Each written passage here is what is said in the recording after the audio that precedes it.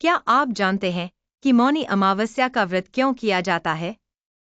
कांचीपुरी में देवस्वामी नामक एक ब्राह्मण परिवार रहता था। उनकी पत्नी का नाम धनवती था। उनके 7 बेटे और एक बेटी थी, जिसका नाम गुणवती था। जब गुणवती बड़ी हुई, तो उसके पिता ने सबसे छोटे बेटे को उसकी कुंडली दी और ज्योतिषी के पास भेजा, ताकि उसकी विवाह के लिए लड़का देखा जाए। ज्योतिषी ने बताया कि गुणवती विवाह के बाद विधवा हो जाएगी। यह जानकर उसके पिता देवस्वामी और माता धनवती दुखी हो गए। ज्योतिषाचार्य ने बचने का उपाय बताया। उन्होंने कहा कि सिंहल द्वीप में सोमा धोबिन रहती है, जो बहुत ही पतिव्रता है। यदि सोमा धोबिन तुम्हारे घर आकर पूजा करे और अपना अर्जित पुण्य दान कर दे तो गुणवती का सुहाग बच जाएगा और वह दोष मिट जाएगा। देवस्वामी ने बेटी गुणवती को सबसे छोटे बेटे के साथ सोमा धोबिन के घर सिंहल द्वीप भेजा। दोनों भाई और बहन घर से निकलकर सोमा के घर की ओर चल दिए। दोनों समुद्र के किनारे पहुंचे और उसे पार करने के बारे में सोचने लगे। दोनों को भूख और प्यास लगी थी। दोनों एक पीपल के पेड़ के नीचे बैठ गए। उस पेड़ पर एक गिद्ध का परिवार भी रहता था। गिद्ध के बच्चों ने गुणवती और उसके भाई की बातों को सुन लिया।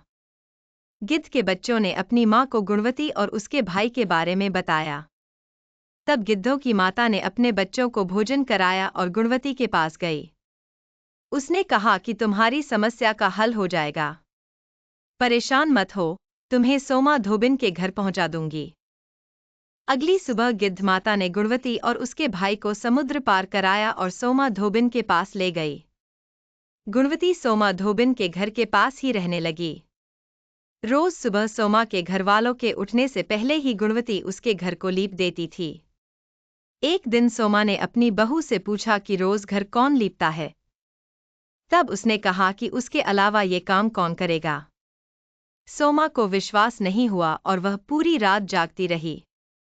सुबह होते ही उसने देखा कि एक युवती उसके आंगन में आई और आंगन की सफाई करके लीपने लगी। तभी सोमा उसके पास आई और पूछा कि तुम कौन हो और ऐसा क्यों कर रही हो। तब गुणवती ने अपने आने का कारण बताया और पूरी बात बताई। इस पर सोमा ने कहा कि तुम्हारे पति की रक्षा के लिए मैं तुम्हारे साथ घर चलूंगी। एक दिन सोमा गुणवती के घर गई। उस दिन गुणवती का विवाह हुआ।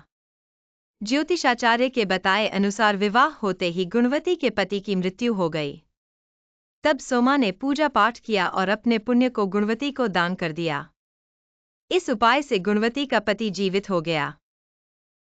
जो भी व्यक्ति विधि विधान से मौनी अमावस्या का व्रत करता है, उसे भगवान विष्णु की कृपा प्राप्त होती है और उसके जीवन में सुख और समृद्धि आती है। इस कथा से हमें यह भी पता चलता है कि पतिव्रता स्त्री का पुण्य कितना शक्तिशाली होता है। इस मौनी अमावस्या पर आप भी व्रत करें और भगवान विष्णु की कृपा प्राप्त करें।